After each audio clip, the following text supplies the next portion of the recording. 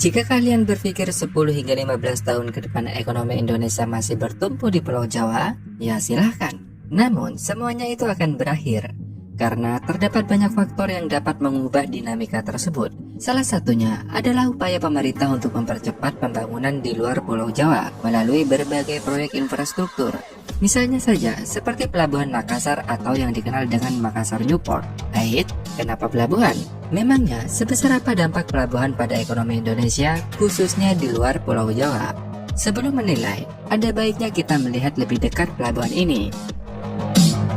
Makassar Newport merupakan salah satu pelabuhan terbesar Indonesia Timur dan sekaligus merupakan calon pelabuhan terbesar di Indonesia. Ya, kalian tidak salah dengar.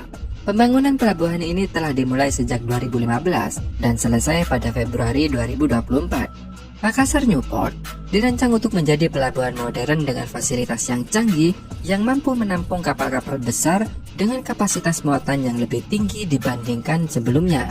Saat ini, kapasitas pelabuhan sebesar 2,5 juta TEUs atau 2,5 juta kontainer per tahun, lebih besar daripada sebelumnya yang hanya sekitar 750.000 TEUs. Total lahan pelabuhan yang dimiliki saat ini sekitar 1.428 hektar dengan panjang dermaga hampir 10.000 km. Namun jangan salah, pembangunan pelabuhan ini terus berlanjut ke tahap berikutnya hingga tahap akhir tahun 2037 yang sebagian besar dari pulau reklamasi. Jika pembangunan tahap akhir selesai, diperkirakan akan menelan biaya hingga sekitar 87,57 triliun. Sekaligus, Pelabuhan Makassar Newport akan memiliki kapasitas maksimal hingga 17,5 juta TEUs atau 17,5 juta peti kemas. Jika dibandingkan dengan pelabuhan terbesar Indonesia saat ini, Tanjung Priok, kapasitasnya hanya sekitar 11,5 juta TEUs. Tentu, Makassar Newport nantinya akan lebih besar daripada pelabuhan terbesar yang Indonesia miliki saat ini. Lantas, buat apa membangun pelabuhan sebesar ini? Apakah hanya untuk jalur distribusi barang dari Jawa ke wilayah Indonesia Timur atau sebaliknya saja? Jawabannya bukan. Jika kalian lihat roadmap pembangunan infrastruktur dan kawasan industri di Indonesia, khususnya di Kalimantan dan Indonesia bagian timur, maka akan sangat memiliki relasi yang sangat kuat dengan pelabuhan ini.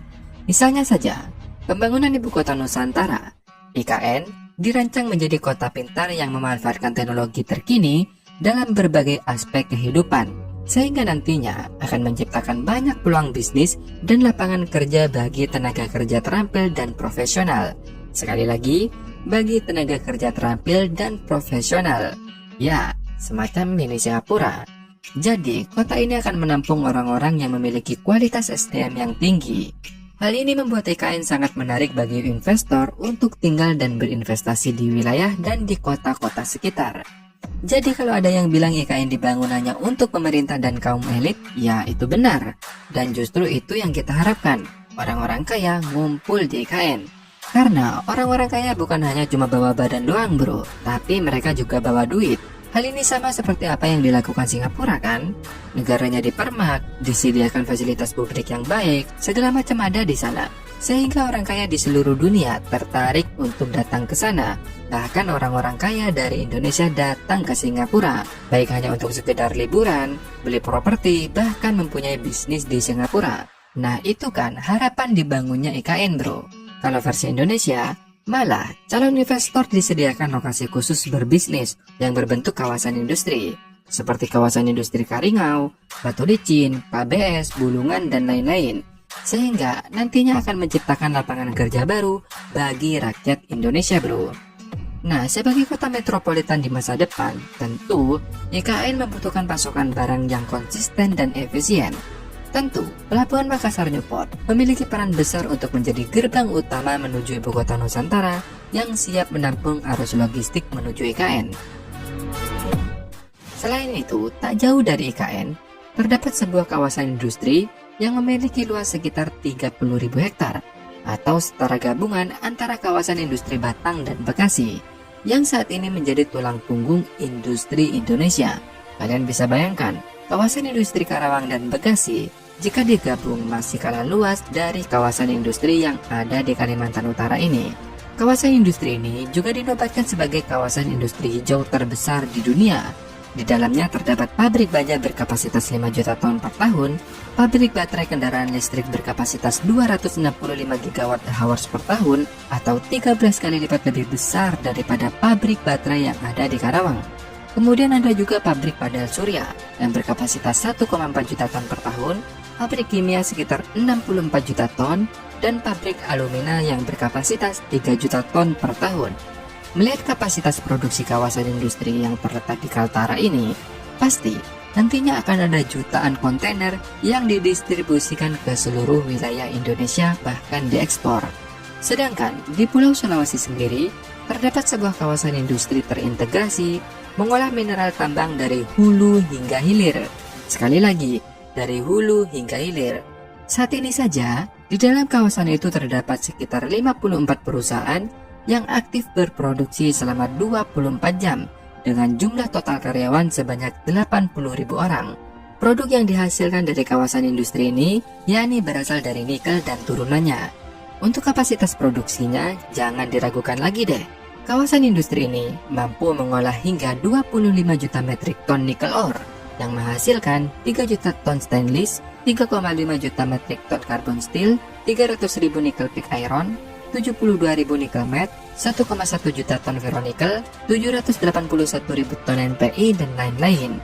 Jadi sekali lagi, kita saat ini tak lagi ekspor tanah doang bro. Sekarang kita sudah ekspor produk setengah jadi, bahkan produk jadi. Selain itu, tak jauh dari kawasan tersebut, direncanakan juga akan dibangun sebuah pabrik baterai EV atau baterai kendaraan mobil listrik yang terletak di kawasan industri hijau Bantaeng, Sulawesi Selatan. Mengenai dari negara mana investornya, masih simpang siur bro. Namun info yang admin dapat, ada beberapa negara, yakni Korea Selatan, Inggris, Swiss, Belgia, dan Cina. Rencana pembangunan pabrik baterai ini cukup wajar, karena IMIP sendiri saat ini telah memiliki 4 pabrik kadota baterai EV, diantaranya dikembangkan oleh PT Huayu Cobalt, GMB, Fajar Material Industri, dan Teluk Metal Industri. Adapun total kapasitas produksi kadota baterai EV dari keempat pabrik tersebut yakni mencapai 240.000 metrik ton nikel kobalt dan nikel sulfida yang cukup untuk memenuhi kebutuhan sekitar 4.800.000 mobil listrik. Dari keempat pabrik tersebut, 2 diantaranya telah beroperasi, yakni PT Huayu Nikel Cobalt yang berkapasitas produksi kadota sekitar 70.000 ton nikel kobalt per tahun, PT GMB New Energy Material dengan kapasitas 50.000 ton nikel sulfida dan nikel kobalt per tahun, dan 2 sisanya masih dalam tahap pembangunan bro. Dari contoh-contoh di atas, maka bisa dipastikan pembangunan pelabuhan Makassar atau Makassar Newport telah disiapkan oleh Presiden kita jauh-jauh hari untuk menyambut mesin ekonomi baru Indonesia menuju Indonesia Emas 2045, di mana pelabuhan ini memiliki peran yang sangat strategis dalam transformasi ekonomi Indonesia. Bukan hanya sebagai pusat distribusi regional sentral berhubung antara Indonesia Barat dan Timur, tetapi juga menjadi gerbang utama untuk ekspor produk-produk dari kawasan industri hijau ke pasar domestik maupun pasar internasional bro. Saya rasa sudah cukup informasinya dan semoga bisa dimengerti. Terima kasih sudah menonton, sampai jumpa di next video. Dadah.